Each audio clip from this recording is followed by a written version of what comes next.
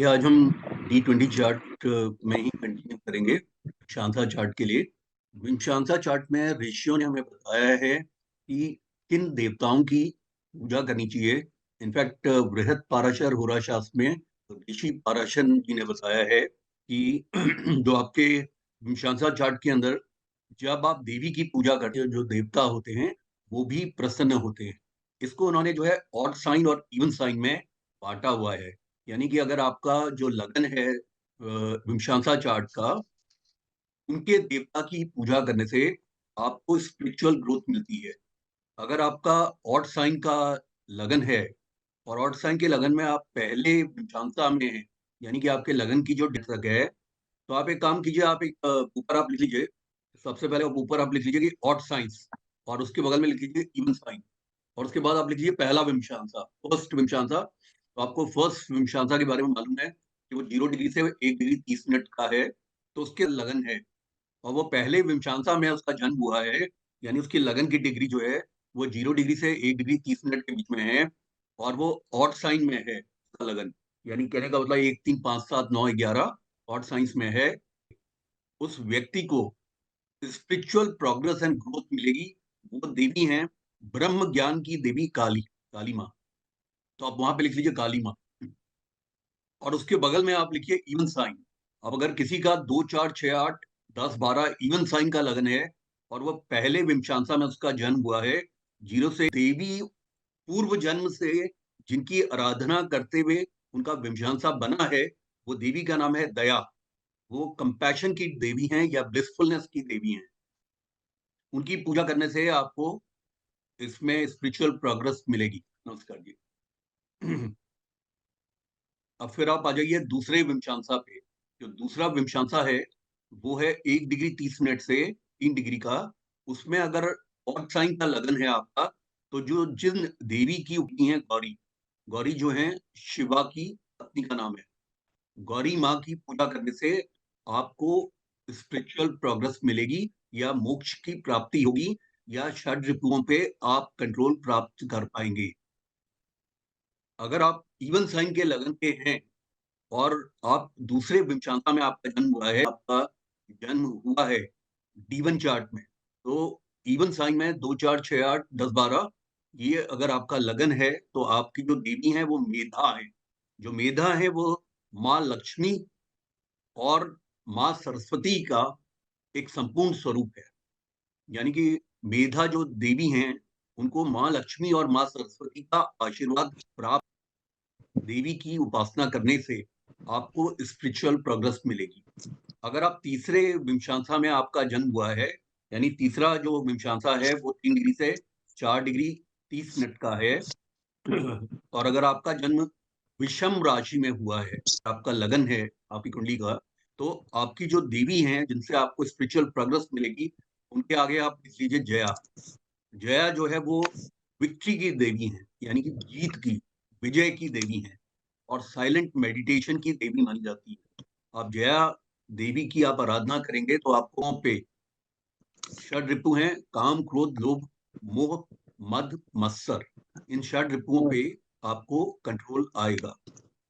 अब अगर आप तीसरे विमशांता में आपका जन्म हुआ है, यानी कि 3 डिग्री से 4.5 डिग्री के बीच में आपका लगन बनता है, आपका विमशांसा जो है वो सम राशि का है, 2 4 देवी आपकी आराध्य देवी हैं पूर्व जन्मों से। छिन्न मस्ता, ये जो देवी हैं ये पार्वती देवी हैं, जिनका कि पार्वती का एक रूप है, जिनका कि सिर कटा हुआ है और सिर उनके हाथ में है। तो आपने एक लाइन खींच के आप बना लीजिए उधर। एक तरफ आप लिख लीजिए ऑड साइंस, अगर आपका ऑड साइन का अगर आपका लगन है, और दूसरी तरफ आप लिख लीजिए इवन शांता में आपका जन्म हुआ है। तो प्रथम विमशांसा 0 से 1 डिग्री 30 मिनट, दूसरा विमशांसा 1 डिग्री 30 मिनट से 3 डिग्री, तीसरा विमशांसा 3 डिग्री से 4.5 डिग्री, चौथा विमशांसा 4.5 डिग्री से 6 डिग्री।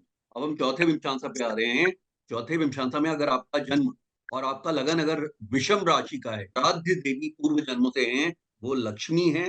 लक्ष्मी जी की पूजा करने से, महालक्ष्मी की पूजा करने से आपको वेल्थ और गुड लक की प्राप्ति होगी, फॉर्चून की प्राप्ति होगी।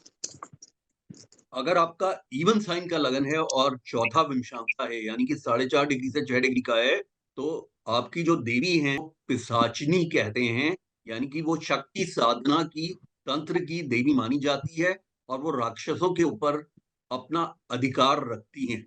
यानी राक्षस का मतलब यहाँ पे है जितने भी ईश डेमोनिश माना जाता है, उनके ऊपर अधिकार रखने वाली देवी का स्वरूप पिशाचिनी कहा जाता है। वो आपकी आराध्य देवी रही हैं पूर्व जन्मों में, और वही आपके ईवल्स के ऊपर आपको विजित करेंगी। अब अगर आप 5वें बिंशांसा में पैदा हुए हैं, यानी कि जो 5वां बिंशांसा है, जो 6 डिग्री से 7.5 डिग्री का है, इसमें अगर जन्म हुआ है 1, 3, 5, 7, 9, 11 में, तो और आपकी जो डिग्री है लगन की, वो 6 डिग्री से 7.5 डिग्री यानी 5वें बिंशांसा की है। जो आपकी आराध्य देवी पूर्व जन्म से हैं, वो है विजया। विजया जो देवी हैं, वो यानी ईवल्स के ऊपर हावी होने वाली देवी हैं। आपके जीवन से ईवल्स को खत्म करती है और सेल्फ कंट्रोल आपका बढ़ाती हैं। उनको विजया कहा जाता है। अगर आपका जन्म 5वें बिंशांसा में है, यानी कि 6 डिग्री से 7.5 डिग्री का है आपके D1 चार्ट के अंदर, और आपका जन्म सम राशि का है, दो देवी आपकी आराध्य हैं, वो हैं धूमावती। ये धूमावती जो है शक्ति का थोड़ा फियरसम रूप माना जाता है। मतलब धूमावती जो देवी है, वो शक्ति का एक रौद्र रूप माना जाता है, जो कि देखने में सुंदर नहीं है और थोड़ी भयानक लगती है। तो इन धूमावती देवी की प्रार्थना करने से आपके ये 10 विकार जो हैं, जो मैंने आपको बताए थे, काम, क्रोध, लोभ, मोह, आलस्य, ईर्ष्या, द्वेष और घृणा, हिंसा, ये जितने भी आपके ये महाविकार हैं, इन महाविकारों के ऊपर आप उनको उनको विदित करते हैं, यानी कि उनसे आप जीतते हैं और मोक्ष की तरफ को आप बढ़ते हैं, स्पिरिचुअल प्रोग्रेस की तरफ को आप बढ़ते हैं। यानी कि अगर आपके लगन की डिग्री जीवन में 7.5 डिग्री से 9 डिग्री के बीच में है, तो उसका मतलब छठे विमशांसा में है, पैदा हुए थे। और अगर आपका विषम लगन है, 1, 3, 5, 7, 9, 11 में से कोई भी विषम लगन है उनसे, वो है विमला। विमला जो है वो लक्ष्मी जी का दूसरा नाम है, और ये देवी प्योरिटी की मानी जाती हैं। धन आने के बावजूद धन के साथ में मोह नहीं देती, और धन को ये पब्लिक गुड में लोगों के लिए होम हवन कराना, लोगों का अच्छा करना, इसलिए इनको विमला कहा जाता है। ये देवी जो है ये प्योरिटी की देवी मानी जाती है, लक्ष्मी जी का दूसरा रूप है। इसका मतलब है कि आपको धनाढ्य तो बनाएगी, साथ में आपको पब्लिक। अब आपका छठा अगर विमशांसा है, यानी कि 7.5 डिग्री से 9 डिग्री का विमशांसा है, छठे विमशांसा में अगर आपका जन्म सम लगन में हुआ है, 2, 4, 6, 8, 10, 12 में, तो जो आपकी जो देवी है मातंगी जो है, वो माँ सरस्वती का एक डार्क रूप है, और ये मातंग ऋषि की पुत्री कही जाती हैं। तो मातंगी माता का की पूजा करने से आपको जीवन के अंदर स्पिरिचुअल प्रोग्रेस मिलती है। अगर आपका जन्म अगर आपका जन्म जो है वो 7वें विमशांगी के बीच में हुआ है, तो और विषम राशि का आपका लगन है, यानी 1, 3, 5, 7, 9, 11 नंबर का लगन है, तो जो आपकी देवी हैं वो आराध्य देवी आपकी सती हैं, जो कि बहुत ज्यादा उत्साह, साहस, ऑनर की देवी मानी जाती हैं, जो शिवा की पत्नी थी। जब जब प्रजापति ने जब शिव जी का अपमान किया, तो उन्होंने जल में अपनी आहुति, उसमें अग्नि में अपनी आहुति दी। उनको कहते हैं सती। तो सती आपकी आराध्य देवी हैं, जो आपकी स्पिरिचुअल प्रोग्रेस है। यानी 9 डिग्री से 10.5 डिग्री का आपका लगन है जीवन में, और लगन आपका सम राशि का है, 2, 4, 6, 8, 10, 12 का। तो इसका मतलब है जो आपकी आराध्य देवी रही हैं पूर्व जन्म में, वो है बाला। बाला जो है पार्वती के चाइल्डहुड के नेम को बताते हैं, या उस समय उनको बाला कहा जाता था, जो कि काफी प्लेफुल थी, काफी ताकतवर थी, काफी जो है साहस के काम करती थी, बहुत उत्साहित रहती थी, और लोगों का भला करती थी। तो उस बाला का जब आप पूजन करेंगे, तो आप स्पिरिचुअल ग्रोथ या प्रोग्रेस में आगे बढ़ पाएंगे। अगर आपका जन्म 10 डिग्री से 12 डिग्री का आपका लगन है, और आपका जन्म विषम लगन में हुआ है, 1, 3, 5, 7, 9, 11 में, तो जो आपकी आराध्य देवी पूर्व जन्म रही हैं, वो है तारा। तारा जो है वो जो हमारा तंत्र मंत्र ज्योतिष और जितनी मिस्टिक साइंसेस हैं, उनकी आराध्य देवी मानी जाती, परिवार का साथ निभाने वाली, परिवार की रक्षा करने वाली देवी तारा मानी जाती हैं। वही आपकी पूर्व जन्म की आराध्य देवी रही हैं। उनकी पूजा करने से आपको स्पिरिचुअल प्रोग्रेस मिलेगी। अगर आपका जन्म 8वें विषुवंसा में 12 डिग्री का है और सम राशि में आपका लगन है, यानी 2 4 6 8 10 12 का है, तो जो आपकी आराध्य देवी पूर्व जन्म की थी वो थी भद्रा। भद्रा जो है, भद्रा को काली का एक जेंटल स्वरूप माना जाता है, भद्रा है। यानी कि भद्रा काली भी बोला जाता है इनको। और ये काली रौद्र रूप की काली नहीं है, ये एक जेंटल स्वरूप की काली है। यानी एक बहुत ही अच्छे स्वरूप की काली है, जो कि व्यक्ति, यानी ऐसे व्यक्ति को जो है मेडिटेशन के पथ से वो आगे बढ़ाते हुए मोक्ष की प्राप्ति की तरफ ले जाती। अब आपका अगर नवा विमचांसा है, यानी कि आपका जो लगन है जीवन का, वो 12 डिग्री से 13.5 डिग्री का है, तो इसका मतलब है जो और विषम लगन में आप पैदा हुए हैं, 1 3 5 देवी पूर्व जन्म में रही हैं, वो रही हैं ज्वालामुखी, जो कि फायरी स्पीच के लिए जानी जाती हैं। ज्वालामुखी जो देवी हैं, वो क्लिष्ट शब्दों से जानी जाती हैं, और ये व्यक्ति को अंधकार से प्रकाश की तरफ लेके जाती हैं, लेकिन डांट डपट के और गुस्से के साथ।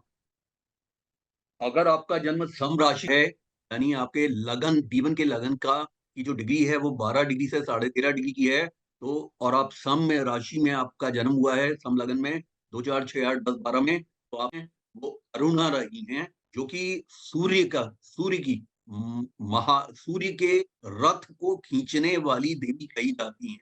यानी कहने का मतलब है वो फीमेल फॉर्म में है। अरुणा जो देवी हैं, उनको चैरिटियर माना जाता है सूर्य देवता का। सूर्य देवता की के रथ को हाँकने वाली वो देवी हैं, और उनके सूर्य के जो हरे देने वाली वो देवी हैं।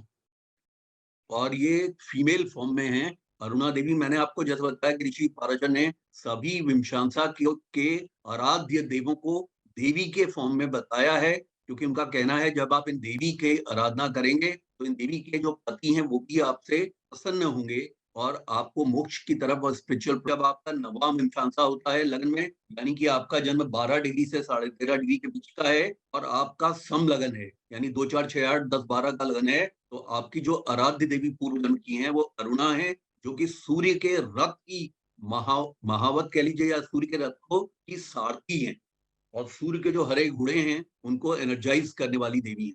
अब अगर आपका जन्म अगर 10वें विमशांसा का है, 10वां विमशांसा आपका शुरू होता है 13.5 डिग्री से 15 डिग्री का, और 10वें विमशांसा में अगर आपका जन्म विषम राशि के अंदर हुआ है, 1 3 5 7 9 11, जो कि माँ सरस्वती का एक रूप है, और जो उस पे हंस के ऊपर बैठी हैं वीणा लिए। ये प्योर ज्ञान की देवी मानी जाती हैं, श्वेता। आपने देखा होगा कि माँ सरस्वती का एक रूप, एक तो पीछे भी मेरे माँ सरस्वती की फोटो है, लेकिन आपने देखा होगा बहुत बार माँ सरस्वती की फोटो दिखाई जाती है कि वो जो है एक हंस के ऊपर, सफेद हंस के ऊपर में वीणा है, तो वो ज्ञान की और प्योरिटी की देवी मानी जाती है। तो वो विषम लगन होने पर और 10वां विमशांता होने पर ये श्वेता देवी बनती हैं। अगर आपका जन्म 10वें विमशांसा का है, यानी 13.5 डिग्री से 15 डिग्री के बीच का लगन है, और आपका जन्म जो है वो सम राशि में हुआ है, सम लगन में हुआ है 2 4 6 8 10 12 में, तो आपकी जो अनला अनला जो देवी हैं, वो देवी प्रजनन की देवी मानी जाती है। जो हमें ब्लेसिंग्स मिलती है बच्चे की, वो अनला देवी के द्वारा मिलती है, कि हमें सुयोग्य बच्चे हमें पैदा होते हैं। ये इसलिए उस देवी को फर्टिलिटी की देवी कहा जाता है, और ये काफी कुशाग्र बुद्धि देती हैं, और व्यक्ति को जीवन में मटेरियल प्रोग्रेस और स्पिरिचुअल प्रोग्रेस दोनों देती हैं। अब अगर आपका जन्म 11वें विमशांसा में हुआ है, तो 11वां विमशांसा है 15 डिग्री से 16.5 डिग्री का, और आपका विषम राशि का है, 1 3 5 7 9 11 नंबर का लगन है, तो आपकी जो आराध्य देवी पूर्व जन्म में रही हैं, क्योंकि आप 11वीं विमशांसा में जन्म आपका हुआ है, वो है ललिता। आपने सुना होगा कुछ लोग ललिता सहस्त्र नाम का पाठ भी करते हैं। ये आर्ट, कल्चर और चंद्रमा को इम्प्रूव करने वाली देवी मानी जाती हैं। यानी कि चंद्रमा जो मन का कारक ग्रह चंद्रमा है, जब चंद्रमा पीड़ित होता है तो आदमी को नींद नहीं आती, नींद की प्रॉब्लम होती है, मेंटल प्रॉब्लम्स होती हैं। दूसरा, उसे जो है बाइपोलर प्रॉब्लम्स होती हैं, स्किज़ोफ्रेनिया की प्रॉब्लम होती हैं, और दूसरी मानसिक बीमारियां होती हैं। वो बीमारियां नहीं होती अगर वो ललिता सहस्त्र नाम का भी देवी पूर्व जन्म रही है। और उनकी जो विमशांसा है वो 11वां विमशांसा है, यानी कि वो विषम राशि का लगन होने पर अगर 15 डिग्री से 16.5 डिग्री का 11वां विमशांसा अगर है तो उनकी जो आराध्य देवी पूजन की है वो ललिता है, जो कि आर्ट कल्चर की देवी मानी जाती हैं, साथ ही वो प्रजनन की देवी, इसीलिए ललिता सहस्त्र नाम का जो लोग पाठ करते हैं उनको धन की कभी कमी नहीं रहती, ज्ञान की कभी कमी नहीं रहती और उनको अच्छे बच्चे पैदा होते हैं। अब अगर जन्म अगर 11वें विमशांसा में हुआ है, यानी 15 डिग्री से 16.5 डिग्री का लगन है जीवन में, और आपका सम लगन की या D1 की अगर आपका लगन है, यानी 2 4 6 8 10 12 का, तो आपकी जो आराध्य देवी पूर्व जन्म की है वो पिंगला है। ये जो है प्राण की देवी मानी जाती है। और ये जो देवी हैं, ये गुड हेल्थ की देवी हैं, लॉन्ग लॉन्ग लाइफ की देवी हैं। इनको जो है रोगों से निजात पाने के लिए इस देवी की पूजा की जाती है। ये अनुलोम विलोम में भी काम आती है। ये नाड़ी का स्वरूप भी है पिंगला। आपको जो है इस देवी की पूजा उपासना करने से आपको लाइफ एनर्जी मिलती है, गुड हेल्थ मिलती है, लेकिन इसके लिए शर्त ये चाहिए और आपके जीवन में सम लगन होना चाहिए, यानी आपका जो लगन है वो 2 4 6 8 10 12 होना चाहिए। इसके बाद आता है 12वां विमशांसा। जो 12वां विमशांसा है वो 16.5 डिग्री से 18 डिग्री का है, और इसमें अगर आपका D1 लगन के अंदर आप विषम लगन में पैदा हुए हैं, यानी कि 1 3 5 7 9 11 में अगर आपका जन्म हुआ है, तो जो आपकी देवी हैं, आराध्य देवी रही हैं, वो है बगलामुखी। बगलामुखी को देवी को पीताम्बरा देवी भी कहते हैं। ये वाक सिद्धि की देवी मानी जाती हैं, और इसी प्रकार से ये अपने शत्रुओं के ऊपर और जो हमारी बुराइयां हैं, इवल्स हैं, उनके ऊपर कैप्चर, विजय प्राप्त करते हैं। इस देवी से आपको वाक सिद्धि मिलती है, और दूसरा आप लोगों के ऊपर अधिकार जमा पाते हैं, लोग आपकी बातें सुन पाते हैं। लेकिन विषम लगन होना चाहिए और 12वां विमशांसा होना चाहिए, जो 12वां विमशांसा 16.5 डिग्री से 18 डिग्री का है। अब अगर आपका जन्म 12वें विमशांसा में हुआ है और आपकी जो डिग्री है D1 की वो 16.5 से 18 डिग्री की है, और आपका सम लगन रहा है 2 4 6 8 10 12 है, तो जो देवी आपकी आराध्य देवी पूर्णम की है वो चुचुक्का है। चुचुक्का बोलते हैं इनको। इनकी स्पेलिंग है CHHU चुचुक्का। का मतलब मातृत्व रूप है, टेस्ट है, यानी कि जो माता अपने बच्चे को दूध पिलाती है, वो छुचुका जो देवी हैं, वो माँ कमला का ही वो मातृ स्वरूप है, यानी कि एक बच्चे को नॉरिशमेंट देना। और ये विष्णु भगवान की पत्नी मानी जाती हैं। जो 13वां विमशांसा है वो 18 डिग्री से 19.5 डिग्री का है। अगर आपका D1 का लगन 1 3 5 7 9 11 है, यानी कि विषम लगन में आपका जन्म हुआ है, तो जो आपको आराध्य देवी है पूर्वजन्म की, वो है प्रत्यांगिरा। प्रत्यांगिरा, PRATYANGIRA, प्रत्यांगिरा। ये जो देवी हैं, ये रोगों के ऊपर शक्ति रखती हैं, और रोगों से असाध्य से असाध्य रोग जो होते हैं, उन रोगों से व्यक्ति को मुक्त करती हैं। और इनका जो सिर है वो एक शेर का सिर है, यानी कि लायन हेड है इनका। और ये तांत्रिक देवी मानी जाती है, जो ये एक तांत्रिक पूजा को दिखाता है आपके पूर्व जन्म के द्वारा की गई। और तरह का असाध्य रोग कभी नहीं होता, और अगर होता भी है या आपको कोई असाध्य रोग से संबंधित बुराइयां भी हैं, तो बुराइयां भी जैसे अल्कोहल की है या सिगरेट की है या टोबैको की है, ये बुराइयां पूरी तरह से समाप्त हो जाती है प्रत्यंगिरा देवी की आराधना करने से।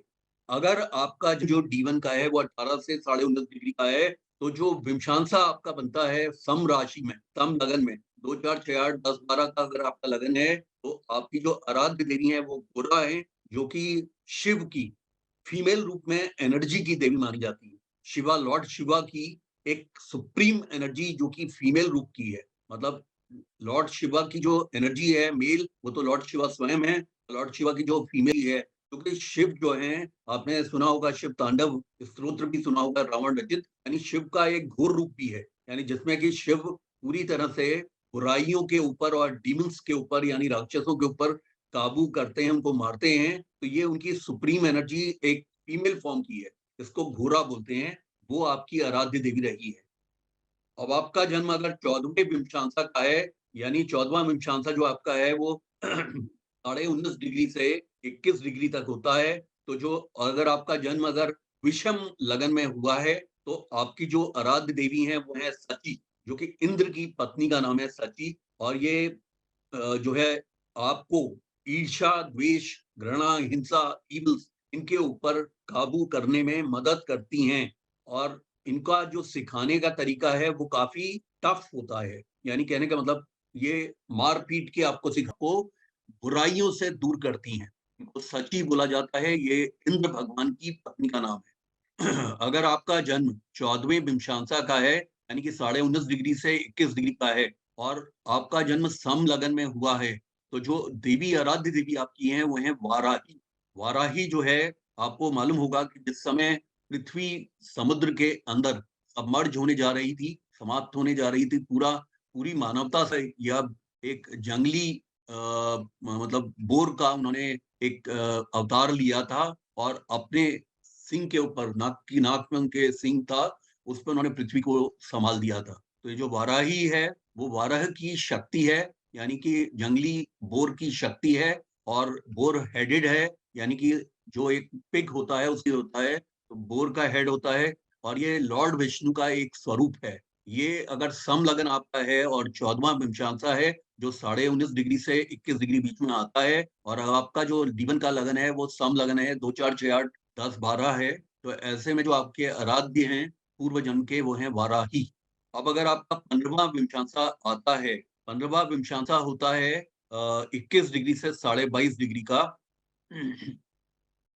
इसमें अगर आप विषम लगन में पैदा हुए हैं, 1, 3, 5, 7, 9, 11 विषम लगन में अगर आपका जन्म हुआ है और आप 15वें विमशांसा में पैदा हुए हैं, यानी कि आपके लगन की जो डिग्री है वो 21 डिग्री से 22.5 डिग्री है। तो विषम लगन में पैदा होने पे जो आपकी देवी हैं, जो आपकी आराध्य देवी हैं, वो हैं रौद्री। रौद्री देवी का नाम है और रौद्री जो जी है, शिवा का दूसरा नाम रुद्र भी है। उनको रुद्रावतार, जैसे हनुमान जी को भी रुद्रावतार कहा जाता है, क्योंकि वो शिव जी के अवतार थे। तो रुद्र की एनर्जी है और वो किसी भी प्रकार के युद्ध के क्षेत्र में वो देवी आपको अच्छे परिणाम देती हैं। अगर आपका जन्म समलग्न में हुआ है और 15वां विमशांसा है, यानी कि 21 डिग्री से 22.5 डिग्री का आपका लगन है, तो आपकी जो देवी हैं वो वैष्णवी देवी हैं। समलग्न है, 2-4 जुड़ता है और आप 15वें विमशांस में पैदा हुए हैं, यानी कि आपकी लगन की डिग्री 21 डिग्री से 22.5 डिग्री के बीच में है। जो पूर्व जन्म की आराध्य देवी आपकी हैं वो वैष्णवी हैं, जो कि विष्णु भगवान के साथ में एक देवी हैं जो बैठती हैं, वैष्णवी। वो गरुड़ के ऊपर बैठती हैं विष्णु भगवान के साथ। और वैष्णवी देवी की आराधना के लिए आप वैष्णवी देवी के मंदिर में भी जाते हैं, पूजा पाठ करते हैं, जो कि जे&के में है, कटरा के ऊपर। अगर आपका 16वें विमशांस में जन्म हुआ है, यानी कि आपकी जो लगन की डिग्री है वो 22.5 डिग्री से 24 डिग्री के बीच में है और आपका जन्म विषम राशि में हुआ है, यानी 1, 3, 5, 7, 9, 11 में हुआ है, तो जो आपकी आराध्य देवी हैं वो हैं भवानी। भवानी दुर्गा का ही एक स्वरूप है, लेकिन वो जी का एक रौद्र रूप माना जाता है। साथ में वो जीवन को बढ़ाने वाला ही रूप माना जाता है, यानी कि आपकी आयु में वृद्धि करने वाला और अच्छे स्वास्थ्य को देने वाला रूप माना जाता है, कंट्रोलर ऑफ इविल्स माना जाता है। भवानी जो है वो आपको सभी बुराइयों से दूर करती है।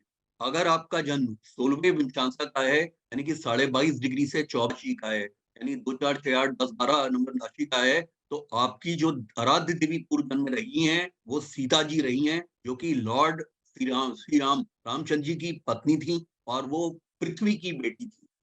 यानी कि सीता माता की पूजा करने से आपको स्पिरिचुअल प्रोग्रेस मिलेगी। अगर आप 16वें विमशांसा में पैदा हुए हैं, यानी कि आपके जीवन की लगन की डिग्री है 2, 4, 6, 8, 10, 12। ऐसे में आपकी जो आराध्य देवी हैं वो सीता जी हैं, जो कि श्री रामचंद्र जी की पत्नी है, पृथ्वी की बेटी हैं और सभी तरह से बुराइयों को हरने वाली और जीवन के अंदर सुख और समृद्धि देने वाली है। अगर आपका जन्म 17वें विमशांसा में हुआ है, तो 17वां जो विमशांसा है वो 24 डिग्री से 25.5 डिग्री का विमशांसा होता है। उसमें अगर आपका जन्म जीवन में अगर आपका लगन विषम राशि का है, 1, 3, 5, 7, 9, 11 का है, तो इसका मतलब जो आपकी आराध्य देवी है वो वरदा है। वरदा जो है वो एक अच्छा पति, एक अच्छा बच्चा और आपको आश मानी जाती है। और ये सभी जो देवियां हैं, क्योंकि विमशांसा की देवियां मानी गई हैं, ऋषि पाराशर के अनुसार विमशांसा जिस लिए बना है वो है आपकी स्पिरिचुअल ग्रोथ एंड प्रोग्रेस के लिए, जीवन में आपको मोक्ष की प्राप्ति के लिए, सुख शांति। आपके पूर्व जन्म की आराध्य देवियां रही हैं, इनकी पूजा करने से आपको सुख समृद्धि स्पिरिचुअल प्रोग्रेस मिलती है। वरदा इस देवी का नाम है। अगर आपका विषम लगन है और 17वां विमशांसा है 24 डिग्री से 25.5 डिग्री का, तो ये जो है आप अपनी अच्छे आज्ञाकारी बच्चे और ऐसे बच्चे जो कि माता पिता के नाम को आगे करते हैं, वंश की वृद्धि करते हैं, और साथ में ये कोई ना कोई इस तरह से आपको सिद्धियां देती हैं जो कि एक बूंद की तरह से आता है, यानी आशीर्वाद के रूप में आता है। अगर आपका जन्म 17वें विमशांसा में हुआ है, यानी 24 डिग्री से 25.5 डिग्री के बीच में, और आपका जन्म 2 4 6 8 10 12 का, तो जो आपकी आराध्य देवी हैं वो भुवनेशी हैं। भुवनेशी जो है वो 3 आंख वाली देवी मानी जाती हैं, और ये माना जाता है भुवनेशी ने ही इस पृथ्वी की संरचना की है और लोगों के भाग्य को रचित किया है। और जितने भी इवल्स होते हैं, वो जितनी भी बुराइयां होती हैं, षड्रिपु होते हैं या 10 महाविकार हैं, उनके ऊपर वो आपको विजय प्राप्ति में हेल्प कर बनाती हैं कि लोग आपको आपसे थोड़ा भयक्रांत भी होते हैं, लोग आपकी बातों को सुनते हैं, आपको राजा की तरह ट्रीट करते हैं। ये भुवनेशी देवी हैं जो कि 17वें विमशांस की देवी हैं। यदि आपके लगन की डिग्री 24 डिग्री से 25.5 डिग्री है और आपका जो लगन है D1 का वो सम लगन है 2 4 6 8 10 12, इसके बाद आती है 18वां विमशांसा। 18वां से 27 डिग्री के बीच में आता है। 18वां विमशांसा 25.5 डिग्री से 27 डिग्री के बीच में आता है। और अगर आपका विषम लगन है, 1 3 5 7 9 11 है D1 का लगन, तो आपकी जो आराध्य देवी है वो जया है। ये जया जो देवी हैं, ये गॉडेस ऑफ विक्ट्री मानी जाती हैं, यानी ये आपको किसी भी कॉम्पिटिटिव एग्जाम्स में, किसी भी तरह के कोर्ट केस में, किसी भी तरह के रोगों में विजय प्राप्त करने में की देवी हैं। तो ये आपको इनवर्ड जर्नी में ले जाती हैं, साइलेंस में लेके जाती हैं, मेडिटेशन में लेके जाती हैं। अगर आपका जन्म 18वें विमशांसा का है, यानी 25.5 डिग्री से 27 डिग्री का है, और आपका जो लगन है वो सम लगन है, 2 4 6 8 10 12 नंबर का लगन है, तो जो आपकी जो आराध्य देवी है वो है भैरवी। आपको हर बार ये लिखने की जरूरत नहीं है, आप सिर्फ ऊपर ये हेडिंग में डाल लीजिएगा विषम और सम। आप खुद समझ जाएंगे कि विषम लगन देख लीजिए, प्रथम विमशांसा, द्वितीय विमशांसा, अपने आप समझ जाएंगे। 0 से 1 डिग्री 30 मिनट, 1 डिग्री 30 मिनट से 3 डिग्री, इस तरीके से आप समझ जाएंगे। तो आप 18th ऑफ विमशांसा लिख लीजिए। 18th विमशांसा में अगर आपका जन्म अगर सम लगन में हुआ है D1 में, यानी कि 2 4 6 8 10 12 आपका लगन है, तो जो आपकी आराध्य देवी है वो भैरवी है।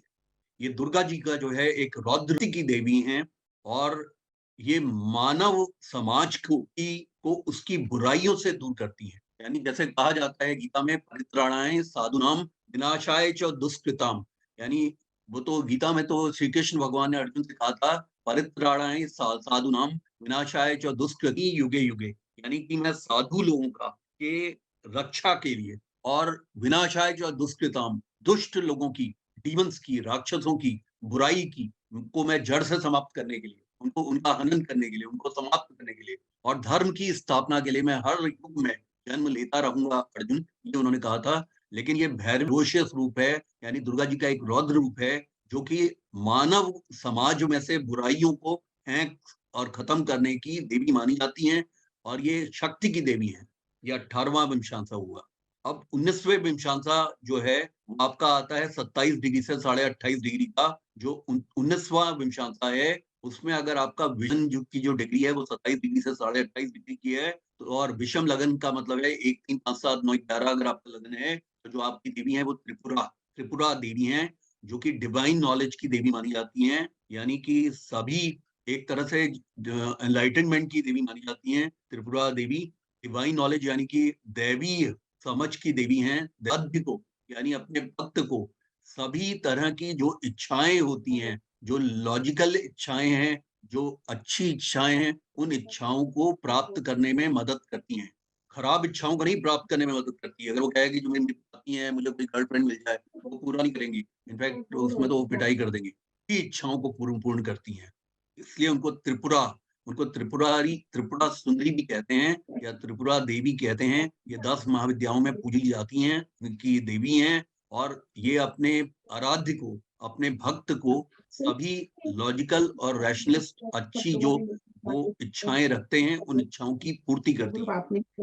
अगर आपका जन्म 19वें विमशांसा का है, यानी कि आपके जन्म का जो लगन है वो जन्म सम लगन में हुआ है, 2 4 6 8 10 12 नंबर के लगन में हुआ है, तो आपकी जो आराध्य देवी है वो मंगला है। मंगला जो है गौरी का ही एक स्वरूप है। ये हस्बैंड के साथ में, हस्बैंड और वाइफ के लंबे रिलेशनशिप को प्रिजर्व करने वाली देवी मानी जाती हैं। ऐसी देवी मानी जाती हैं जो कि पति पत्नी के संबंधों को जन्म जन्मांतर तक वो हमेशा प्रिजर्व करती हैं, व्यक्ति को समृद्धि दे देती हैं, और इसीलिए इनकी पूजा की जाती है मंगला की, इस कामना से कि मंगल कामनाओं के द्वारा। और ये घर के अंदर मांगलिक कार्य कराती हैं, जैसे संतान का होना, संतान का विवाह होना, सभी अच्छी चीजें होना। लेकिन ये आपकी आराध्य कब बनती है? जब आपका समलग्न होता है और आप 19वें विमशांस में पैदा होते हैं, यानी कि आपके लगन की डिग्री 27 डिग्री से 28.5 डिग्री, ये 19वां विमशांसा है। अब आखिरी विमशांसा है 23 डिग्री से 30 डिग्री का होता है। और अगर आपका जन्म विषम लगन में हुआ है, यानी 1 3 9 5 1 3 5 9 7 11 इन विषम लग्नों में आपका जन्म हुआ है और 20वें विमशांस में जन्म हुआ है, यानी आपके लगन की डिग्री 28.5 से 30 डिग्री है, तो जो आपकी सम्मुखी जो है एक बहुत सुंदर चेहरे वाली और बहुत सुंदर व्यक्ति के जीवन वाली, सात्विक जीवन की सुंदरता वाली देवी मानी जाती है। ऐसा व्यक्ति सात्विक विचार का, सात्विक मुख का, यानी सात्विक भोजन का और सात्विक जो है वो कृत्यों का व्यक्ति माना जाता है। और ये बहुत सुंदर फेस की देवी मानी जाती है, इसीलिए इनको सम्मुखी बोला जाता है। स का मतलब यहाँ पे है पॉजिटिव और मुखी का मतलब है कि मुख होना, यानी कि सुंदर मुख होना, सम्मुखी।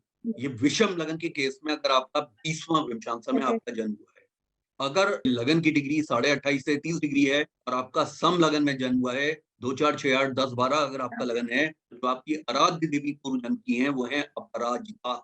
अपराजिता का मतलब इनविंसिबल, इनको कोई भी हरा नहीं सकता। ये दुर्गा का एक स्वरूप है। इसको किसी भी तरह के गोल्स की प्राप्ति के लिए, किसी भी उनकी प्राप्ति के लिए, अपने शत्रुओं के ऊपर विजय प्राप्त करने के लिए, जो हमारे इवल्स हैं, जो हमारे ये 10 महाविकार हैं, जो हमारे जो षड्रिपु हैं, यानी कि काम क्रोध लोभ मोह मद मत्सर, जो हमारे सदरिपु हैं, इन षड रिपुओं के ऊपर अधिकार प्राप्त करने के लिए, उनको हराने के लिए अपराजिता की पूजा 2 4 6 8 10 12 नंबर का लगन है और आप 20वें विमशांसा में पैदा हुए हैं, यानी D1 के लगन की डिग्री 28.5 से 30 डिग्री। जब होगा तो हमको बुक कर देंगे। ठीक है। ये तो आपकी विमशांसा की देवियां हैं।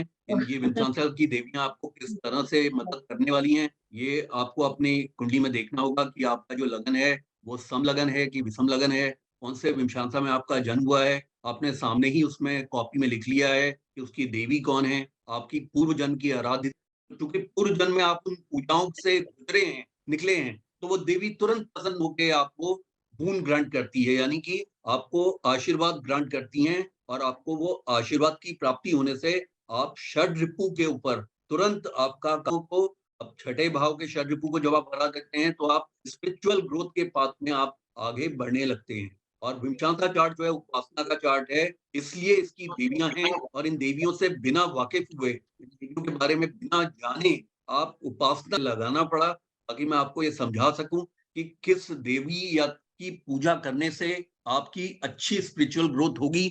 और आप एक बात है, इसमें ऋषि पाराशर ने आपसे ये नहीं कहा कि आप जो है शनि को छोड़ दें, आप घर गृहस्थी में रहते हुए भी इन अपनी आराध्य देवियों पूजन करते हुए आप स्पिरिचुअली आप बहुत ऊपर उठ सकते हैं, यानी आपकी सोच में बहुत बड़ा परिवर्तन आ जाएगा। आपको इस बात का दुख नहीं होगा कि आपको कम प्रॉफिट मिला या ज्यादा नहीं आया, आपको, लेकिन आपको एक हमेशा आपको एक सदमार्ग की तरफ को ये दिखाती जाएंगी, यानी आप सदमार्ग पे चलेंगे, यानी अच्छे मार्ग पे आप चलेंगे और अच्छे मार्ग पे चल के आप जो है अपने जीवन के अंदर एक परिवर्तन स्वयं महसूस करने लगेंगे।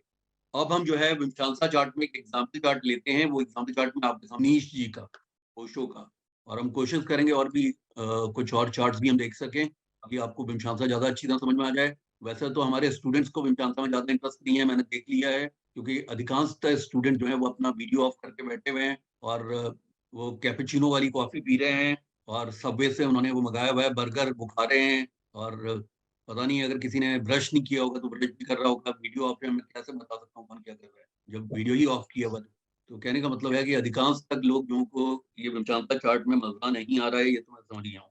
क्योंकि अब क्या है ना कि लाइफ हमारी मटेरियल लाइफ हो गई है, स्पिरिचुअल लाइफ में किसी को क्या इंटरेस्ट है। मित्रों आप बताओ। सर मेरी आज तबीयत ठीक नहीं है, जी, आप सॉरी लोगों मैं को इसलिए। ये सबसे पहले तो अभी जो मैंने आपको पढ़ाया उसमें कुछ पूछना है तो बताइए सबसे पहले। Anything that you would like to know. अभी आप लोगों को मैंने इसकी देवियों के बारे में बताया। या आईफोन किसका है? आईफोन 2, इसमें नाम नहीं लिखा हुआ है, अपना नाम लिख लिया कीजिए प्लीज। अजी आप में से किसी ने कुछ पूछना है तो बताइए, अनम्यूट करके बताइए। सर ये जो राहु केतु एक साथ होते हैं कुछ चार्ट्स में, इसका क्या सिग्निफिकेंस है? संदीप जी आपने कुछ पूछना है, पटेल साहब आपने कुछ पूछना है, किसी ने कुछ पूछना है अभी जो मैंने बताया? हाँ सर, बिल्कुल सर क्लियर मुझे हो पूछना गया था। आप लोगों को? नमिता जी आपने कुछ सर मुझे पूछना हो, पूछना था। रंजना जी आपने पूछना हो, ठीक है। चलिए फिर हम एग्जाम्पल चार्ट पे चलते हैं। हमारा एग्जाम्पल चार्ट जो है सर वो मुझे पूछना था ये प्लीज। हम इनकी ओशो रजनीश की हॉरोस्कोप आपके सामने मैं रख रहा हूँ। ओशो रजनीश की जो हॉरोस्कोप आपके सामने आ गई है, इनका जन्म हुआ था 11 दिसंबर 1931 में, 17:34 इनका जन्म हुआ था नरसिंहपुर मध्य प्रदेश में। ये लिख लीजिए आप। ओशो रजनीश का जन्म हुआ था 11 दिसंबर 1931 में, 1734 नरसिंहपुर मध्य प्रदेश। ये जबलपुर यूनिवर्सिटी में फिलोसफी के प्रोफेसर थे। 1966 में इन्होंने अपना जॉब छोड़ दिया था। आप जानते हैं ये एक फिलोसफर थे, दार्शनिक थे। इन्होंने इस्टेब्लिशमेंट के अगेंस्ट, यानी कहने का मतलब जो अंधभक्ति वगैरह के अगेंस्ट में इन्होंने, और ईश्वर की पूजा के अगेंस्ट में इन्होंने काफी प्रवचन दिए। इनको इनकी काफी वेस्टर्न का जो विमर्शा है वो भी आपके सामने है और कुंडली भी आपके सामने है। तो सबसे पहले तो आप मुझे बताइए कि उस कुंडली में आपको क्या ऐसी खास बात दिख रही है? आज आप कुंडली को देख के बताइए, कुंडली में आपको ऐसी क्या खास बात दिख रही है? वृषभ लगन की कुंडली है और धनु राशि है। सर इनका 8th हाउस काफी एक्टिव है। नमिता जी आपकी आवाज नहीं आ रही है, अपना आप जो है अपना ऑडियो ठीक करके बोलिए, आपके ऑडियो में कुछ प्रॉब्लम आ रही है। सर अब आ रही है? सर अब आ रही है? आप लोगों को मेरी आवाज आ रही थी क्या? हाँ आ रही हेलो, है। आ रही आ थी, रही लेकिन आ रही है। आपकी आवाज नहीं आ रही पटेल साहब। इसका मतलब कुछ ऑडियो में कुछ दिक्कत तो आ रही है, की आवाज आ नहीं रही है। एक मिनट मैं देखता हूँ क्या रीजन हो सकता है। अब बोलिए जरा, इसको जरा ऑडियो को, इसको एक्सटेंडेड ऑडियो को हटाया, बोलिए। आवाज आ रही है आपकी? सर आपकी ओशो आवाज आ रही है सर? नहीं आ रही सर है, आपकी तो इसका मतलब आवाज नहीं आ रही है। मेरी आवाज आपको आ रही है? हाँ जी, आ रही है, लेकिन आ रही आप है। लोगों की किसी की आवाज नहीं आ रही है। देवाजीत साहब आप हाँ जरा अनम्यूट करके बोलिए, हेलो, अनम्यूट कर लीजिए। हाँ आ रही है सब सर, आवाज? सभी का आ नहीं रही आ है रही है सर, आवाज। सभी का आ रही है। ठीक है सर, ठीक है। ये क्या चक्कर हो गया? एक मिनट मैं देखता हूँ इसमें क्या प्रॉब्लम आ गई। सर इनका 8th हाउस बहुत स्ट्रांग है। बिल्कुल ठीक है। 5 प्लैनेट, लगन लॉर्ड भी वहीं बैठा है और सन जो कि 4th लॉर्ड है, जो कि 90% शोर आनी चाहिए। Experience Sound Monster. सर इनका 8th हाउस बहुत स्ट्रांग है। 6th लॉर्ड, 12th लॉर्ड भी 8th में उसमें बैठा है, 8th में बैठा है और 2nd हाउस को देख रहा है। और 4th जो है वो 3rd हाउस का लॉर्ड है, मतलब पराक्रमेश भी 8th में बैठा है। तो ओवरऑल 8th हाउस बहुत एक्टिव है और सुखेश है वो भी अपने शुभ भाव में 4th से 4th जाकर लगन को देख रहा है, जो कि इनको बहुत ही स्ट्रांग पर्सनालिटी भी देता है। तो मोस्टली तो सर मतलब 8th हाउस का सबसे ज्यादा आपने इनकी बिल्कुल ठीक कहा कि इनका जो 8th हाउस है वो ओशो का 8th हाउस काफी स्ट्रांग है, पावरफुल 8th हाउस है। साथ में जब 8th हाउस जब बहुत स्ट्रांग हो जाता है तो आदमी को हठी भी बना देता है, हठ योग भी देता है और साथ में उसे तपस्वी भी बना देता है और वो डिफरेंट जो है उसको थिंकिंग देता आ जाता है। तो एक तरह से ट्रांसफॉर्मेशन की स्थितियों को भी वो दिखाता है। तो अगर 8th हाउस अगर बहुत ज्यादा स्ट्रांग होता है तो नेचुरली आदमी जो है थोड़ा ट्रांसफॉर्म थिंकिंग वाला होता है, बिल्कुल डिफरेंट थिंकिंग वाला होता है। ये एक प्रोफेसर है जो है जबलपुर यूनिवर्सिटी में उसको मिल जाए। इसके फिलोसफी के तक। तो इसका मतलब है कि जो बेसिक बात है वो है कि वो सभी के अगेंस्ट में लिखते थे और जो हमारी जो पूजा का जो सिस्टम वैसे तो ये जैन समाज को मतलब बिलोंग करते थे और उसके बाद में ये रिलोकेट भी हुए। तो आप एक बात ये देखिए, इनके लाइफ के अंदर में कंट्रोवर्सीज बहुत ज्यादा रही। अब सबसे पहले हमें देखना है कि इनका जो विमर्शा है उसके अंदर क्या पॉजिटिव पॉइंट है और क्या नेगेटिव है। तो आप विमर्शा नहीं पढ़ रहे। देखिए आप लोग ना डू इट योरसेल्फ वाले में क्या होता है कि जब आप खुद कोशिश करते हैं तो you tend to understand far far superior, मतलब ज्यादा जो है। वैसे जो 8th हाउस है वो डीवन चार्ट का, वो हिप्नोटिज्म का भी, अध्यात्म का भी है, तंत्र मंत्र ज्योतिष का। यहाँ बैठे हुए अष्टम भाव में उसका जो डिस्पोजिटर है वो जुपिटर है, जो कि उच्च का होकर 3rd हाउस में बैठा है, जो कि स्पीच का भाव है, ग्रुप देश का भाव है। तो वो साफ साफ बताता है कि वो रिलीजियस डिस्कोर्सेस देते थे। लेकिन चूंकि अष्टम भाव जो है वो एक तरफ ही है और उसके अलावा वो जो है अपोजिशन का भी है, हट का भी है। तो वो काफी बातें ऐसी करते थे जो कि which were perceived as opposition to the basic और रेगुलर थिंकिंग, मतलब रेगुलर थिंकिंग से अलग हट के एक सोचने की तरफ को दिखाता था। तो इनका जो मीमांसा के स्ट्रॉन्ग, पटेल साहब आप बताइए, इनका मीमांसा चार्ट है तो उसमें स्ट्रॉन्ग हाउसेस कौन कौन से हैं? विमशांचा में भी मुझे 8th हाउस बहुत एक्टिव मतलब स्ट्रांग दिख रहा है, क्योंकि यहाँ पे उच्च का मंगल बिल्कुल। बैठा हुआ है। Sir, और even मंगल जो है 6th house. 11th का भी लॉर्ड है, और मंगल छठे हाँ, भाव का ऋतु का लॉर्ड जो है वो उच्च का होके बैठा है, जो कि कंट्रोल करता है षड ऋतु पे। और आपको मालूम है अष्टम भाव से जो है 4, क्या आपको नहीं लगता कि 4, 8, 12 इनके स्ट्रॉन्ग है? 4, 8, 12 कोई और भी ट्राई Sir, करे। Jupiter Moon इकट्ठे हैं, so that is also considered very good in the 6th house. इनका छठे हाउस में जो है गुरु और चंद्रमा साथ में है। चंद्रमा यहाँ नीच के हैं, लेकिन चंद्रमा का नीच भंग भी हो जाता है गुरु के साथ बैठने से। तो इसका मतलब है कि ऋतु में, और चंद्रमा जो है वो हिप्नोटिज्म के भी हैं, मन के कंट्रोल के भी हैं, और चंद्रमा थोड़ा स्लीजी प्लैनेट भी माने जाते हैं। इसीलिए जितना भी ये स्पीच है वो सेकंड हाउस से देखा जाता है विमशांता में। तो इनकी जो सबसे ज्यादा जो इनको कोर्स या लेक्चर इन्होंने लिखा कुछ भी नहीं, इनका इन्होंने ज्यादातर प्रवचन दिए थे, इन्होंने उपदेश दिए थे, या इन्होंने जो है पब्लिक एड्रेसेस दिए थे, उनको ही इनके फाउंडेशन ने किताबों के रूप में पब्लिश किया था, और डिफरेंट लैंग्वेजेस में वो। लेकिन जिस किताब की वजह से सबसे ज्यादा इनको वो मिला, वो थी इनकी संभोग से समाधि की ओर, यानी एक कॉन्शियसनेस, मतलब जैसे कहना चाहिए कि एक मेडिटेशनल स्टेज की किताब इन्होंने लिखी थी। उसके इनके सीरीजेस आए थे, तो उसकी वजह से ज्यादा ये एकदम से फेमस हो गए थे। और वो जो स्लीजीनेस जो निकलती है थोड़ा सेक्स से रिलेटेड बातों को लेकर, उसका सुपर कॉन्शियमा के नीच का होने की वजह से भी है, क्योंकि ये द्वितीय हाउस से आदमी का बोलना देखा जाता है, कीर्तन भजन और किस तरह की आदमी वो करता है। लेकिन यहाँ पे चूंकि गज केसरी योग भी बन रहा है और चंद्रमा जो है वो उसका नीच भंग हो रहा है, तो ये आ गया था, और उसका उनको काफी बड़ा अच्छा फायदा भी मिला। और इसमें अगर देखा जाए तो इनके जो है 3rd house and 12th house का भी राशि परिवर्तन है, यानी कि 3rd का जो लॉर्ड है वो 12th में बैठा है, 12th का लॉर्ड 3rd में बैठा है। 3rd हाउस जो है वो ग्रुप देश का परिवर्तन है, जो कि सूर्य और शुक्र के बीच में है। तो एक तरह से वो सेक्स को भी दिखा रहा है, साथ में वो फॉरेन में इनकी प्रतिष्ठा को भी दिखा रहा है। तो इनके जो फॉलोवर्स थे, आपको तो मालूम है ओरेगन में इन्होंने अपना रजनीशपुरम बनाया था इसका, और वहां पे भी इनके काफी केसेस वगैरह कंट्रोवर्सीज वगैरह में पड़े, और फिर वहां से उनको डिपोर्ट कर दिया गया था। 1990 में इनकी डेथ यही पुणे में हुई थी, जो अब ये 58 साल के थे, तो डेथ भी इनकी थोड़ी जल्दी ही हो गई थी। लेकिन अगर आप 3rd हाउस स्ट्रॉन्ग है, 12th हाउस स्ट्रॉन्ग है, और आप जानते हैं 4th हाउस कैसे स्ट्रॉन्ग, मैं कहूंगा क्योंकि 4th का लॉर्ड 11th में बैठा हुआ है यहाँ पे, और 6th हाउस भी स्ट्रॉन्ग है, 8th हाउस स्ट्रॉन्ग है। तो अगर आप 4, 8, 12 देखें तो 4, 8, 12 स्वामी जो है 11th fulfilment of desire and gain के हाउस में बैठा हुआ है, और जो 8th हाउस है वहां पे उच्च का प्लैनेट बैठा हुआ है, और उसका जो डिस्पोजिटर है शनि है वो 10th हाउस में बैठा है, क्योंकि 10th हाउस जो है अचीवमेंट्स का हाउस माना जाता है, करता है।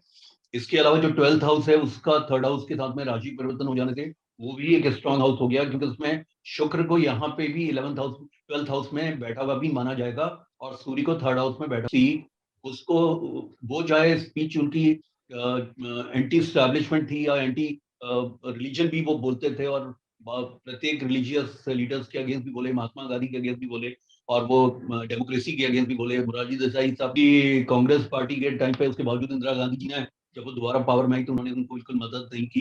लेकिन वो सारी चीजें होने के बावजूद भी आप देखिए 3rd हाउस जहां से गुरु उपदेश देखे जाते हैं, उसके स्ट्रांग हो जाने की वजह से सूर्य के वहीं पे बैठ, तो वो जो बोलते थे उसको लोग सुनते थे, उसको मानते थे, उसमें एक फॉलोइंग होती थी, और वो फॉलोइंग जो है इंडिया के अंदर भी थी और वेस्टर्न कंट्रीज में भी काफी स्ट्रॉन्ग फॉलोइंग थी।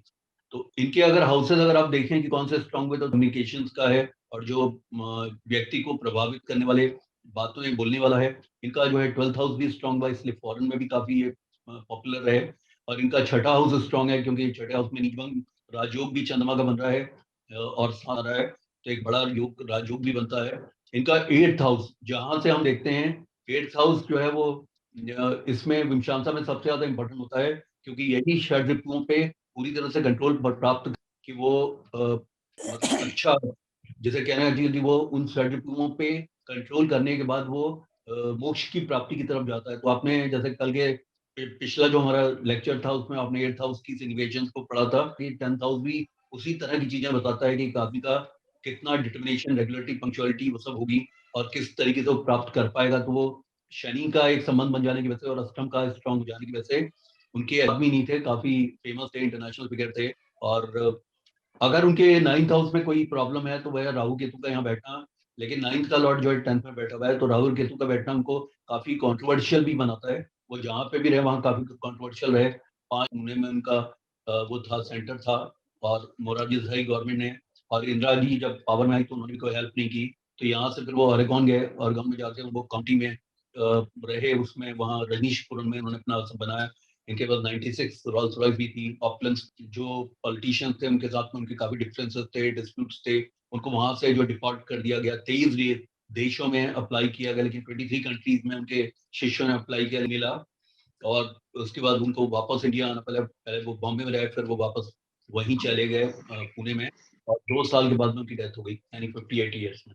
तो कहने का मतलब है कि अगर आप देखें तो उनकी लाइफ जो है फुल 9th हाउस में बैठा, क्योंकि मैंने आपको बताया था कि 9th हाउस जो है हमारा ये हमारी जो स्पिरिचुअल ग्रोथ होती है, उस स्पिरिचुअल ग्रोथ का क्या इंप्रेशन लोगों को पड़ता है, उस चीज को भी वो दिखाता है। दूसरा जो है 4th हाउस से भी उसका जो स्वामी है वो बैठा तो अच्छा है, 11th में बैठा है, लेकिन उसका डिस्पोजिटर मंगल है जो कि उच्च का होकर लेकिन अष्टम में बैठा है। तो अष्टम हाउस में बैठने का भी वो थोड़ा खामियाजा दिखा रहा है, क्योंकि रजनीश ने जो भी बातें बोली उन्होंने ही डिड नॉट मीन होके उन्होंने बोली, और उसकी वजह से आपने देखा कि वो उन्होंने जो है वहाँ के सीनेटर्स के ऊपर भी बोला, अमेरिका में रहते हुए ओरेगन में।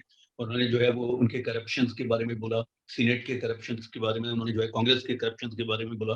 उन्होंने बहुत सी ऐसी, और जो प्रेसिडेंट थे वो सब नाराज हो गए। उनके कम्यून के ऊपर रजनीशपुरम में इन्वेस्टिगेशन हुआ, उनके बहुत से जो शिष्य थे उनको जो है उनको सजाएं हुई। उसका एक कारण था कि जो डिस्ट्रिक्ट अटर्नी था ओरेगन का, उसकी मर्डर का एक अटेम्प्ट था। और जो माँ आनंदी जो इनकी प्राइवेट सेक्रेटरी थी, उसके ऊपर मास मर्डर का चार्ज लगा था कि उसने जो है काउंटी इलेक्शंस के टाइम पे उसने प्रसाद में जहर मिला दिया था। तो बहुत कंट्रोवर्सी इससे वो निकले। मैं जो आप लोग के अंदर में जुड़े रहे उसका कारण है अष्टम भाव में 5 प्लैनेट्स का होना। वैसे के एन राव साहब ने इस पे एक बहुत सीरीज ऑफ लेक्चर्स निकाले थे, हैवीनेस ऑफ 8th हाउस, जिसमें अमिताभ बच्चन जी की भी हॉरोस्कोप, ओशो की हॉरोस्कोप, जो चैतन्य महाप्रभु की हॉरोस्कोप, बहुत सी हॉरोस्कोप का एग्जाम्पल दिया था। उन्होंने कहा था जब 8th हाउस बहुत ज्यादा पॉपुलेटेड हो जाता है, बहुत क्लस्टर्ड हो जाता है, तो ऐसा आदमी अध्यात्म के क्षेत्र में बहुत ऊपर उठता है। लेकिन उसके अमिताभ बच्चन जी एबीसीएल के उसमें काफी ऊपर से नीचे गिरे, उनको काफी प्रॉब्लम्स आई।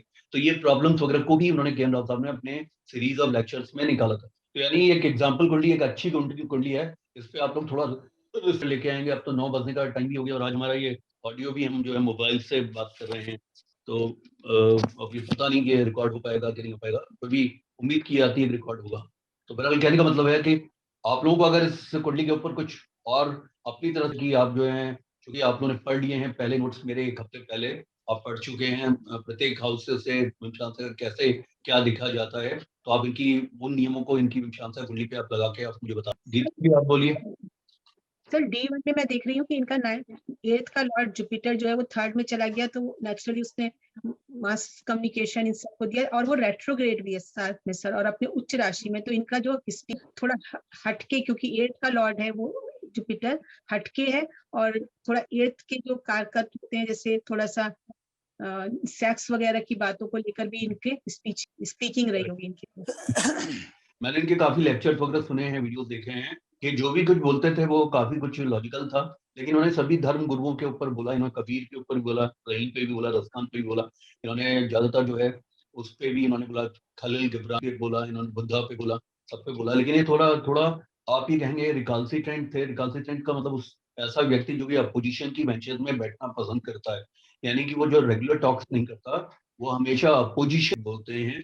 जैसे कि आप देखते हैं पार्लियामेंट में जो लोग अपोजिशन में होते हैं तो वो कुछ ना कुछ जो है सरकार की कमियां वगैरह निकालते हैं।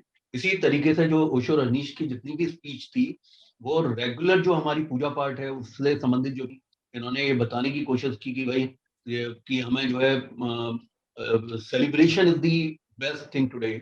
और उन्होंने ये समझाने की कोशिश की जो हम परमात्मा की तरफ भागते हैं या सोचते हैं कि हम कुछ अचीव कर लेंगे, उसमें हमें कुछ अचीवमेंट्स आ जाएंगे, उसके बदले वो कहते हैं कि प्रत्येक दिन आप सेलिब्रेट करो। इस तरह के बहुत से एग्जाम्पल्स वगैरह देते थे। तो उन्होंने अपने आप को भगवान रजनीश भी कहना शुरू किया। उसको वो ये समझाने की कोशिश की कि भगवान एक ब्लिसफुल सोल को कहते हैं, और जैसे उस ब्लिसफुलनेस की स्टेज पे पहुंच गए, यानी अब प्रत्येक क्षण और प्रत्येक दिन और प्रत्येक समय अगर आप एक खुशी की स्टेज में हैं, अगर आप आनंद की, परमानंद की स्टेज में हैं, तो आप ईश्वर के करीब। कहने का मतलब जो कुछ भी वो बोलते थे वो बोलते तो, और काफी एनलाइटेंड आदमी की तरह से बात करते थे, वो सब था। लेकिन उन्होंने जो है व्यक्तियों को ये बताया कि जो तुम कर रहे हो, चाहे वो क्षणिक प्लेजर के लिए भी कर रहे हो, उस चीज के द्वारा परमात्मा और कुछ नहीं, बस तुम्हारे मन का एक आनंद ही है, वही परमात्मा है। दुख की स्थिति से पूरी तरह से निकल जाना और अपने आप को डिटैच कर लेना, सुख और दुख को ही समझ जाना कि माया का खेल है और सिर्फ परमानेंट है इस लाइफ के अंदर, और उसी को अचीव करने से तुम्हें ईश्वर की प्राप्ति होती है। तो बहरहाल कहने का मतलब है कि अगर आप देखें इनकी कुंडली में, तो जो इंपॉर्टेंट हाउसेस होते हैं, एक तो षड्रिपु पे कंट्रोल करने वाला जो हाउस है उसमें चंद्रमा और गुरु बैठे हुए हैं, यानी कि वो दो चंद्रमा केसरी योग भी बन रहा है, चंद्रमा गुरु के साथ में होने से स्ट्रेंथ भी आ रही है, तो वो एक अच्छी बात है जो इनका छठे हाउस पे कंट्रोल की तरफ को दिखाता है। दूसरा, इनका अगर आप अष्टम भाव देखें तो अष्टम भाव भी स्ट्रॉन्ग हो जाता है, क्योंकि उसका संबंध शनि से है जो कि 10th में बैठे हैं, और आपने देखा कि विमशांत का 10th हाउस इंपॉर्टेंट होता है 10th में, और 4, 8, 12 बहुत इंपॉर्टेंट माने जाते हैं, तो 4, 8, 12 स्ट्रॉन्ग है इसके अंदर। तो इस तरीके से आप देख सकते हैं। लेकिन चूंकि ये कॉन्ट्रोवर्शियल रहे हैं रीजन के क्षेत्र में, तो हम कोशिश करेंगे कि एक चार्ट हम और करें इसमें, वो हम प्रभुपाद जी का ऋषि मुनि का हम कर सकते हैं, इनको हम जानते हैं, ताकि हमें जो है विमशांचा चार्ट में ज्यादा समझ में आए। आज का जो लेक्चर है वो आपके लिए बहुत अच्छा इस मामले में रहा कि आपको अपने आराध्य देवी और देवता के बारे में मालूम चल चुका है। तो आप कल को आप ये समझ पूजा की थी, अगर उनकी पूजा आप आज भी करेंगे, चाहे आप 5 मिनट ही करें, 10 मिनट ही करें, तो आपका जो ये अनलीश होगा, ये आपका स्पिरिचुअल प्रोग्रेस का जो मार्ग है वो खुलेगा। और आप ये समझिए स्पिरिचुअल प्रोग्रेस से बड़ी कोई चीज नहीं होती। अगर आप स्पिरिचुअली मटीरियल गेन्स उसके आगे गॉड है, यानी उसके आगे उनकी कोई भी बिसात नहीं होती, मतलब मटीरियल गेन्स की कोई वक़्त नहीं है स्पिरिचुअल प्रोग्रेस के सामने।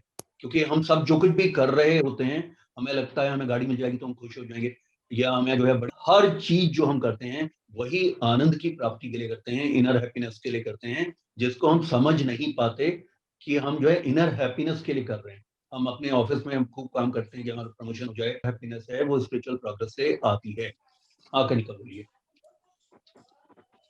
अनम्यूट कर लीजिए। सर मेरे को ये पूछना है कि हम किस भाव से देखते हैं यहाँ पर, जैसे D1 के अंदर हम 9 भाव से देखते हैं, बट इसमें D20 में किस भाव से देखते हैं कि हमें गुरु मिलेंगे या हम भक्ति के भाव से आगे बढ़ेंगे?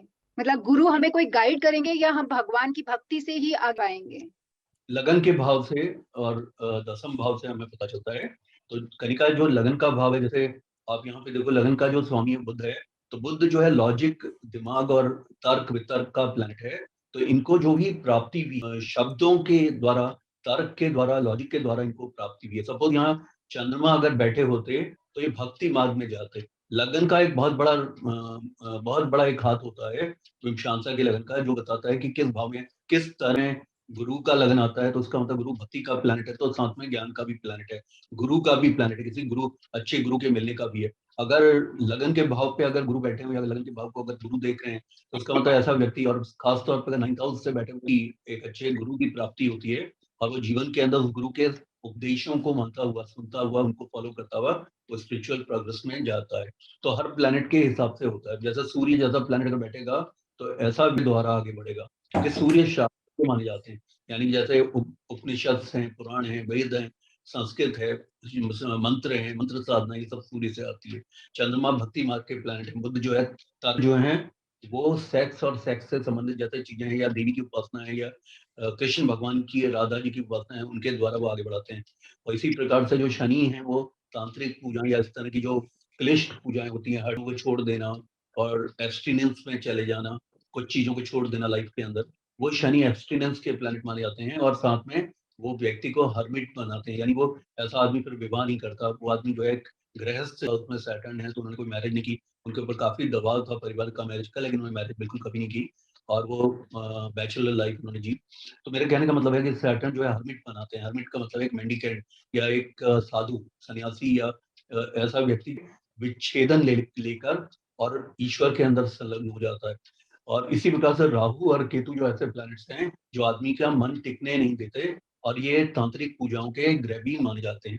यानी कि जैसे कोई भी आए या कोई तांत्रिक पूजाएं करता है, या कोई देवी का ऐसा मंत्र करता है, उन्हें ह्रीं क्लीं चामुंडा विच्चे, यानी कहने का मतलब इस तरह के जो मंत्र हैं, जो कि कीलक के मंत्र होते हैं, या जो मंत्र जो है संपुट के मंत्र हैं, या जो मंत्र ऐसे हैं जो क्लिष्ट हैं, तो वो राहु और केतु इस तरह की पूजाएं देते हैं, जिसमें केतु तो भूतों वाली के ऊपर जो है प्राण के फर्श के ऊपर पूजा करना, आत्माओं को बुलाना, इस तरह का।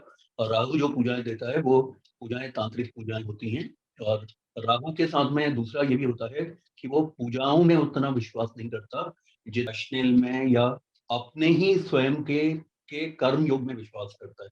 तो इसी वजह से जो फिल्म इंडस्ट्री है वो राहु से चालित है। तो वो लोग जो है सुपरस्टिशियस होते हैं, लेकिन वो पुजारी नहीं होते। मतलब सुपरस्टिशन तो बहुत दिखाते हैं, यानी कि उनको कि रिलीज करनी है, उसकी डेट्स ज्योतिषियों से निकलवाते हैं। लेकिन अगर कहो कि घर में बैठ के पूजा करते हैं तो घर में बैठ के पूजा वूजा नहीं करते, कोई वो साधनाएं नहीं करते, कोई वो ऐसे रेगुलर जो है वो पूजा करने वाले नहीं होते। जो कुछ भी करते हैं वो शोकेसिंग के लिए करते हैं।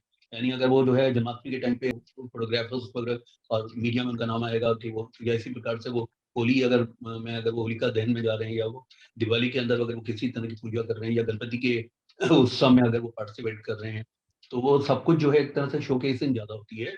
लेकिन वो कोई धर्म और या कोई डिटर्मिनेशन को नहीं दिखाता, वो सिर्फ एक फियर की पूजा होती है।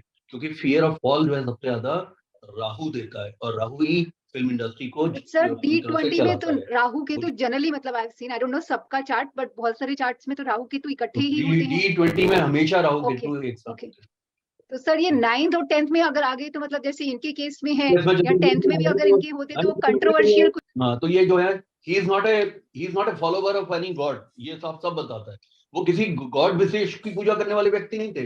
वो तो इनफैक्ट हर गॉड बोलते थे कि गॉड की पूजा करने की तुम्हें क्या जरूरत है, गॉड से तुम्हें फियर करने की क्या जरूरत है, डरने की क्या जरूरत है, करके इस तरह की बातें वो करते थे। रजनीश जी को समझना अपने आप में एक बहुत बहुत बड़ा एक अनुसंधान का, जितने ऑडियोज अवेलेबल हैं या जो बुक्स अवेलेबल हैं, अगर आप उनको पढ़ोगे तो आपको ये समझ में आएगा कि रजनीश जो है कभी भी एक पुजारी के रूप में अपने आप को एस्टैब्लिश नहीं करने की कोशिश करते थे, क्योंकि वो ट्रूथ वो चीज बोलते थे। उन्होंने कभी भी जो है उन्होंने लोगों को ये कहा कि तुमको जो पसंद है, अगर तुम्हें भक्ति मार्ग पसंद है तो भक्ति मार्ग पे जाओ, तुम्हें तब परमानंद मिलेगा। अगर तुम कर्म योगी हो तो कर्म के मार्ग पे जाओ, तब तुम्हें परमानंद मिलेगा। अगर तुम्हारा दिमाग जो है वो किसी भी चीज को जो है बिना लॉजिक के नहीं मानता, या बिना नीतिज्ञ हुए नीति के द्वारा ही तुम किसी बात को एक्सेप्ट करते हो, तो उसी मार्ग पे जाओ, उसी पे तुम्हें परमात्मा मिल जाएगा, तुम्हें परमानंद मिलेगा। तो कि ईश्वर की कोई वो नहीं है, जो लोगों ने बनाई है फोटोग्राफ बनाई है, लोग जिसकी पूजा करते हैं वो सब ये सब गलत है, तुम इसके पीछे मत पड़ो, ये सब कहते थे। कहने का मतलब उनको समझने के लिए आपको काफी पढ़ना पड़ता है। मैंने टाइम में ऐसे ही मैं उनकी सभी पुस्तकें और वीडियोस वगैरह पढ़ता था, क्योंकि मेरा हमेशा से स्पिरिचुअल रुझान था। तो वो हमारे मतलब एडोलसेंस के टाइम भी था। तो मेरा इंटरेस्ट जो है वो रिलीजन की तरफ में बहुत बचपन से था। तो मैं बाबाओं की संगत में घूमता था, मैं कुंभ के मेले में, और उस समय जो है तो मैं कुंभ के मेले में कई अखाड़ों में जाता था, वहां सुनता था, उपदेश सुनता था। कई बाबाओं के साथ में मैं न्यू करौली बाबा जी के साथ में बहुत लंबे समय तक जुड़ा रहा, फिर हरापुर बाबा जी के साथ जुड़ा रहा, फिर शंकर बाबा जी के साथ जुड़ा रहा। तो मैं लोगों के साथ में रहा। बुद्धिज्म में मैं जो है 10 साल तक मैंने प्रैक्टिस की, नामियों औरंगे जो बुद्धिज्म नेचरिंग की। That's why you have immense knowledge, sir. मुझे काफी जो है काफी ज्यादा मुझे स्पिरिचुअलिटी की तरफ को काफी ज्यादा मेरा रुझान रहा। अब मैं वैदिक मंत्रों को बहुत मानता हूँ, तो वैदिक मंत्र खुद भी करता हूँ, दूसरों से भी करवाता हूँ, खुद भी काफी वैदिक पूजाएं हवन वगैरह वो सब करता हूँ। तो मेरे कहने का मतलब कि लाइफ के अंदर मैंने उस समय पे एडोलसेंस वो टाइम भी ऐसा था 65 और 66 के बाद से लेकर 75 के और 80 के बीच का। 81 में तो ये वहां चले गए थे ओरेगन में, यानी कम्यून में चले गए थे, यूएस में काउंटी में चले गए थे। सारे भी इनके पुणे के इनके उसमें हाँ, Vinod Khanna was very this thing इनका होता, and he was much ahead of his times. Vinod Khanna भी थे, शम्मी कपूर भी थे, बहुत से लोग, और राज कपूर की फैमिली के काफी लोग इनके पास जाते थे। तो कहने का मतलब है कि इनका एक बहुत अच्छी फॉलोइंग थी बॉलीवुड में भी, और लोग बहुत मानते थे इनको। तो उस समय दिल्ली के अंदर जो एसेक्स फार्म के पास में इनका जो MTNL का जो वो है उसके पीछे इनका वो था, एक सेंटर था जो मेडिटेशन होता था। तो मैं ऑफिस के बाद में रेगुलरली मैं तब यहाँ मेरा ऑफिस R23 ग्रेटर क्लास में था, तो ग्रेटर क्लास से मैं वैसे संडे भी जाता है मेडिटेशन सेंटर्स में, मैं मेडिटेशन के लिए जाता था।